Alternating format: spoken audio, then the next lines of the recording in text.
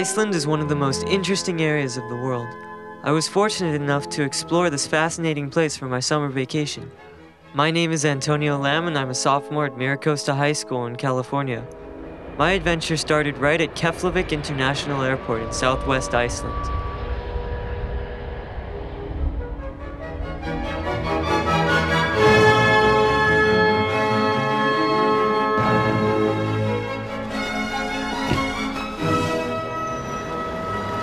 Now obviously, we won't be going on that bus. This is our all-wheel drive Volvo. Yes sir, it can go almost anywhere a four-wheel drive can. Almost. But I think it's a lot better. And a lot more comfortable.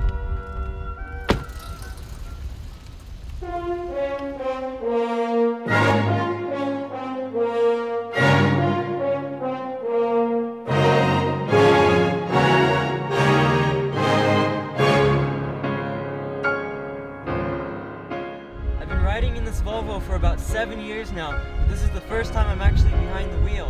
That's because I just got my learner's permit. Don't look so worried.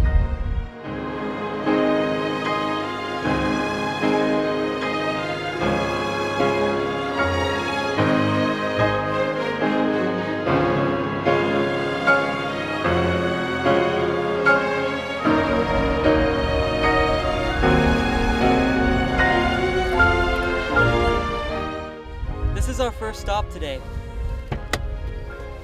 There's a couple of interesting things to see here. Looks like we've got company.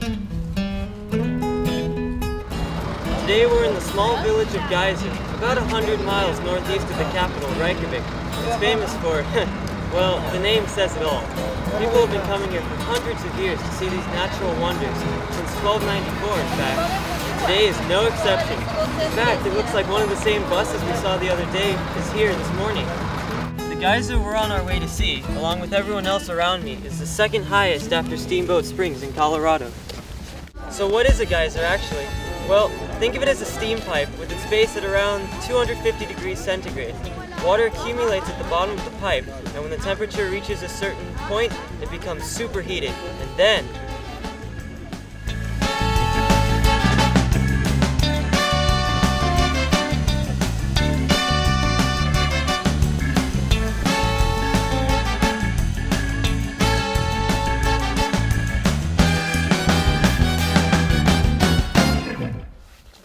I wish we could stay a little longer, but we have a lot more to see.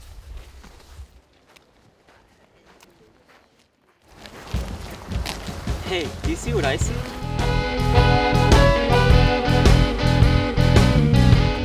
There's a man with a chef's uniform over there. He's got a shovel. Looks like he's digging a hole in the ground. I wonder why he's doing that. Let's go ask him. We bake bread here in this area. I dig a hole 1 meter in the ground. There is 90 degrees, and we let the bread there for 24 hours. So, and here's the finished product. Here's the pure bread. Here's bread with herring, and this is bread with salmon. Please try it. Thank you.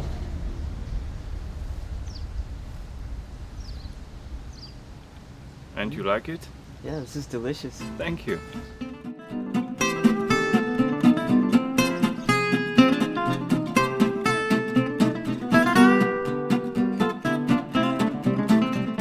Well, I guess it's time to find a place for the night. Now this Volvo has a lot of special features.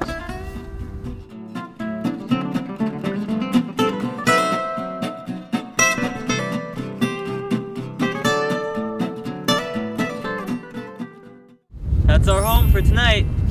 We've taken care of the room. Now it's time to concentrate on dinner. We have all the mod cons here. We've got a 12-volt refrigerator, we've got a gas stove, and we even have our own water supply.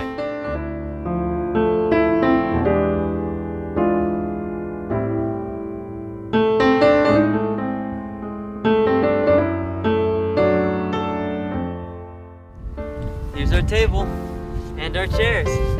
On our trips, we don't eat canned or dried foods. We eat the real thing, or at least as real as it can get in Iceland. Tonight we'll be having smoked salmon. Icelandic smoked salmon, actually. followed by a gourmet hamburger with some portobello mushrooms, some breadcrumbs, and some tomatoes, and also some Indonesian hot sauce. And we also have all the spices we need over here. And we've got olive oil, and we've got ketchup, which is my favorite, and we've got a couple of things here.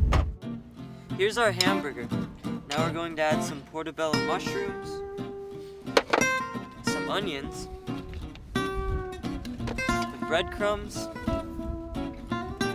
and just a little bit of Tabasco sauce for flavor.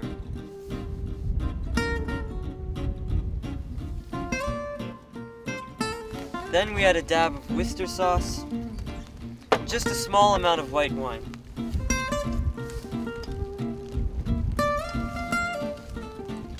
Then we mix it all together. Dinner's ready, and here's your first course. Bon appetit! Well, time for bed. Good night.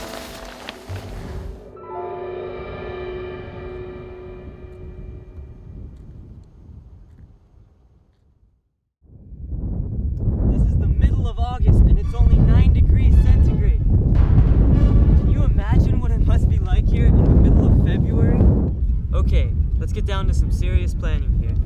Yesterday we started here in Keflavik and we drove about 220 miles northeast this way into Geyser. After that we set up camp in this area here. As you can see, there are a couple big glaciers in this location, and this is the area that we'll be exploring. This is where the main road ends, and from here on we're going to see the real Iceland.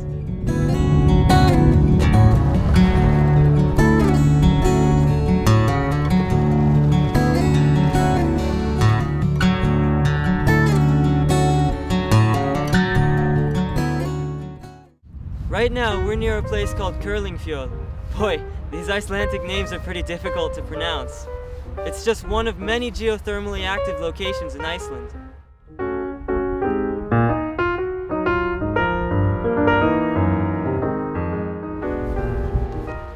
Watch your step here, it's pretty steep. Hey, this is real sulfur, and the ground is almost too hot to touch. Look at these colors.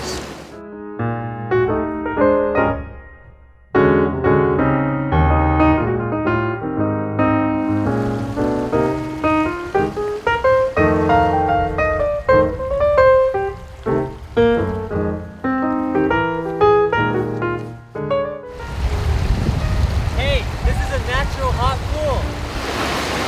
This is too good to resist. Perfect. Oh, too bad I forgot the shampoo. I feel like a new man.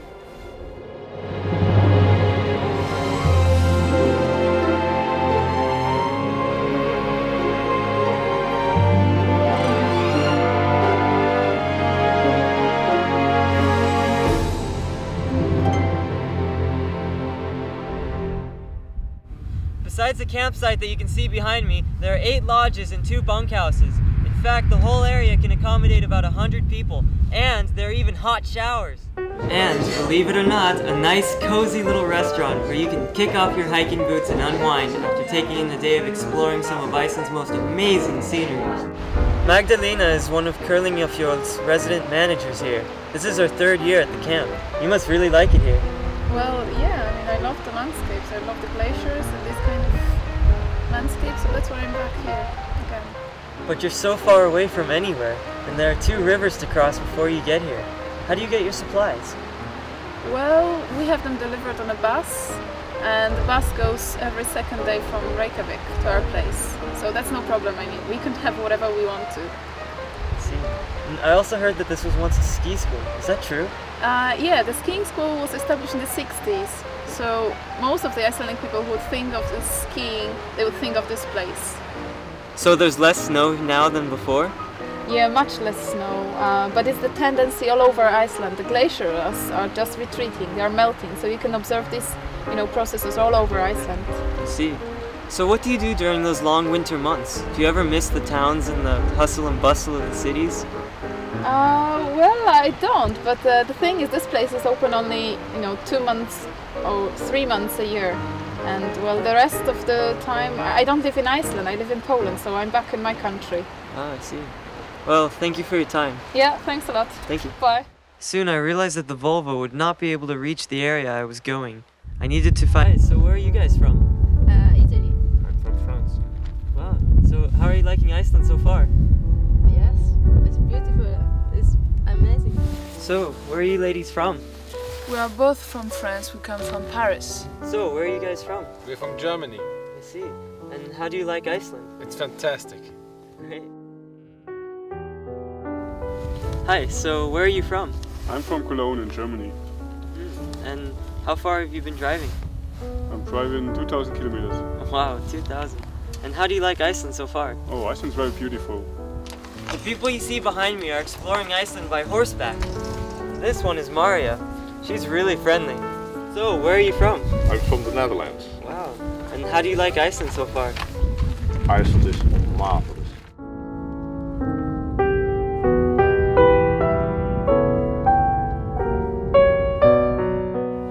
This structure is a pathway marker. It's an Icelandic tradition going back more than 1,000 years. They were built to help travelers make their way across the wilderness. Today, it's become more of an art form, a carrying on of that same tradition.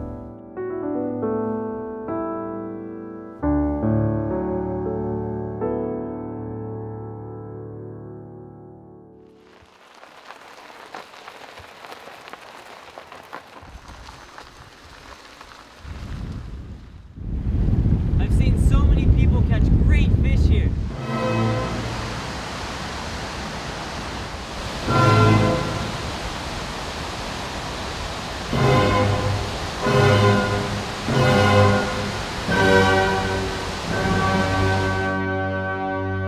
I just have to try it myself.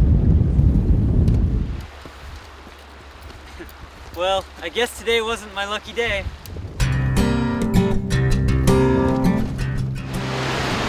Uh-oh.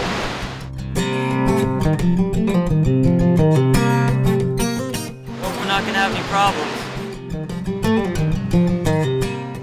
Well, we should make it. I hope.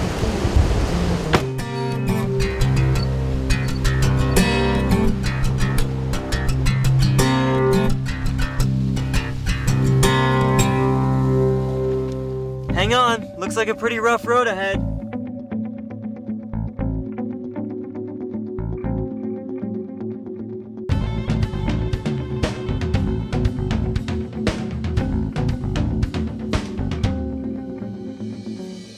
Soon I realized that the Volvo would not be able to reach the area I was going. I needed to find a different means of transportation. Unfortunately, our adventure in Iceland will soon be coming to an end, and all because I have to get back to school. But before we make our way back to so-called civilization, we're going to visit an area so remote, our Volvo will have to stay behind. That's where we'll set up camp for a couple of nights, and this Cessna is how we're getting there. Hi, I'm Antonio. Hi, I'm Thura. Are you the pilot? Yeah, I'll be your pilot today. Can you show me the area that we'll be going to? Yeah, right now we're here and we're heading to here. And how long would it take to get there? Well, it is depending on the wind. I guess about an hour.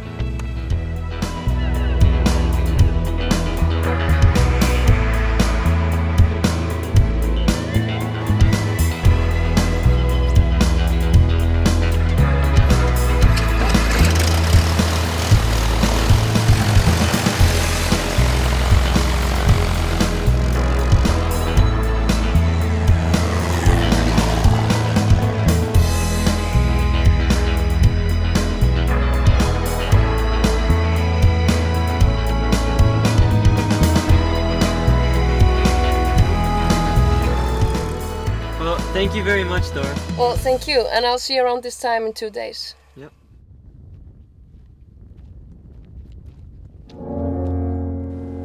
When I arrived, my plan was to find a place to set up camp and go exploring as usual.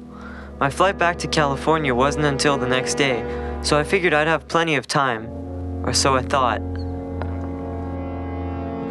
In all my travels, I always prepare for the worst, but nothing could prepare me for what would happen next.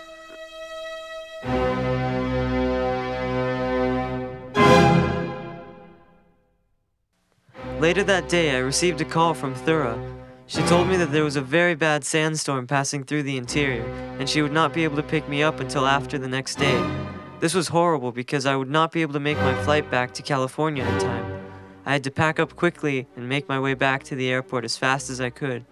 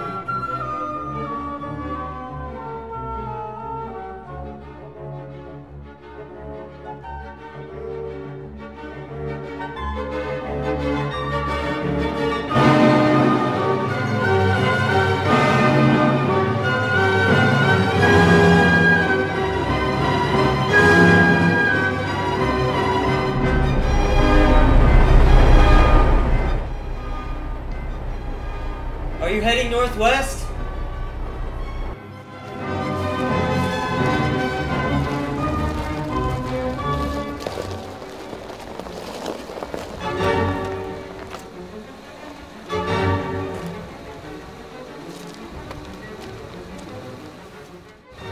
Goodbye. Goodbye. Thank you so much. You really saved my life. You're welcome. You're welcome. Bye-bye. Goodbye.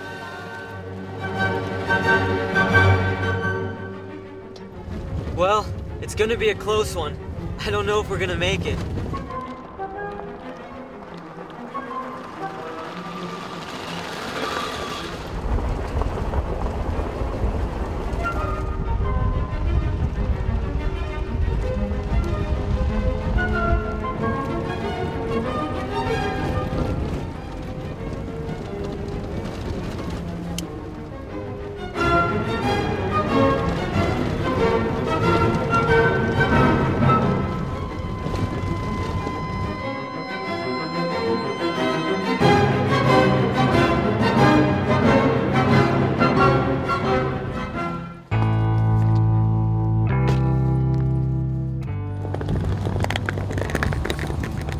Well, looks like we might make the flight after all.